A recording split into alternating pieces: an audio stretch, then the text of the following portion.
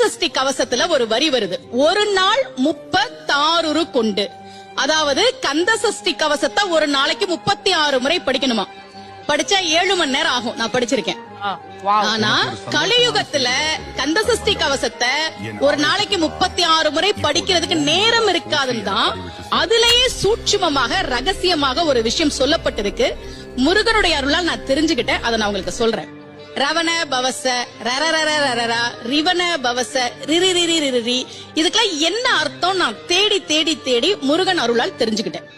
சரவண பவ முருகனுக்கான மந்திரம். இத 6 முறை சொல்லணும். இப்ப சாவ தூக்கி பின்னாடி போட்டீங்கன்னா ரவண பவச, அத 6 முறை சொல்லணும். இப்ப ராவ தூக்கி பின்னாடி போட்டா வனப வசர, வாவ தூக்கி பின்னாடி போட்டா நபவ சரவ, இப்ப நாவ தூக்கி பின்னாடி போட்டா பவ சரவண, பாவ தூக்கி பின்னாடி போட்டா வசர வனப. ஒன்னொன்னையும் 6 முறை சொன்னா 6 × 6 36 வரும்.